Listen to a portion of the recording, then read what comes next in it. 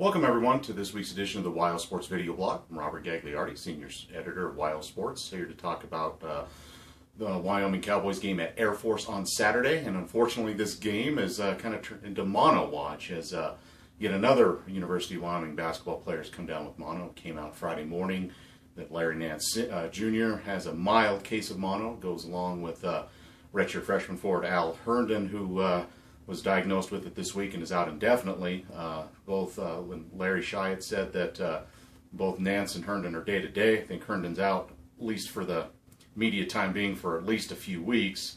Nance still being listed as day-to-day, and obviously, you know, Wyoming fans know how important Larry Nance is to this team, the leading scorer, leading rebounder, leading shot blocker, just pretty much the leader of everything of this team.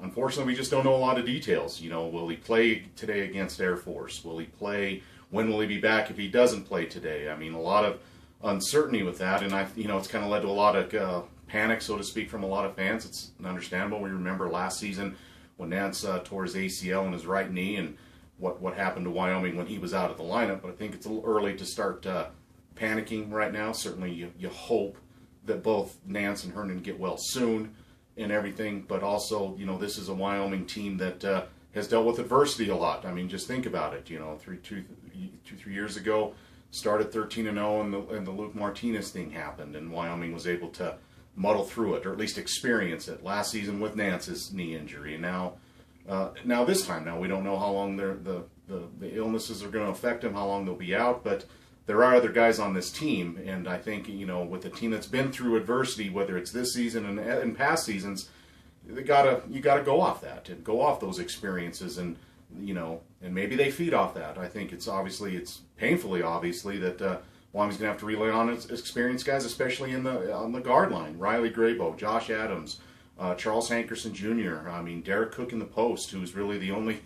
Unfortunately, the only healthy post player right now for the Cowboys. So a lot going on, but I think it's early to hit the panic button. You just hope for the best, and hopefully we get some good news regarding both Herndon and Nance here soon down the road. But about today's game, you know, I think everyone knows about Air Force. They run the Princeton offense. They'll be methodical. They'll back cut people. They'll pass. You know, it's a very unique offense. Obviously, Wyoming's seen it.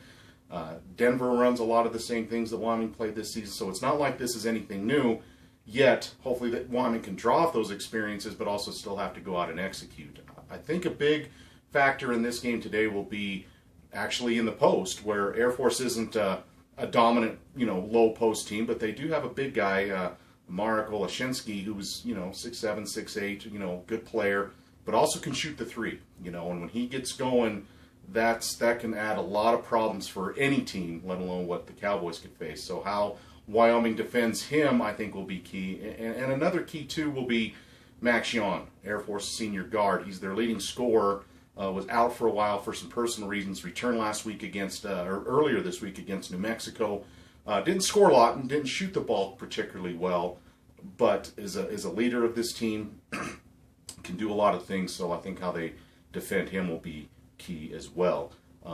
For Wyoming, obviously, you know, Derek Cook's going to have a lot of spotlight on him if Nance can't play, if he's not available to go.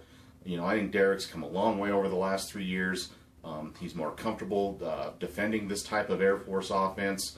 We've seen what he can do with the dunks. I think the last couple of games he's really come along on his offensive game, not just, you know, finishing plays with dunks, which he does very well.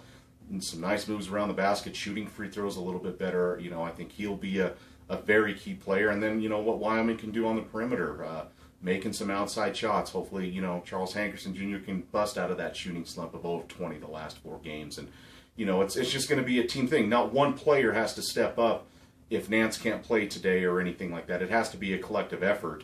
And if Wyoming can do that, it's going to give itself a chance to win this basketball game today. So hopefully, you know, the illness bug will pass through. Hopefully this won't last too long for Larry Nance or even Al Herndon, and they can get back. And Wyoming just has to keep playing. No one's going to feel sorry for him. No one's going to, you know, do any of that stuff. They just got to keep going, and I think this team is mature enough to realize that, and they'll rally together. Without Nance, I think it's tougher, but I'm going to give Wyoming the edge in this one in another close game, probably by 2 or 3 points. I'll give Wyoming 62 Air Force 59. So that'll do it for this edition of the WyoSports video blog. For more University of Wyoming and high school sports coverage, see the Wyoming Tribune Eagle and the Laramie Boomerang, and also log on to wyosports.net. Thank you very much, everybody. Enjoy the weekend.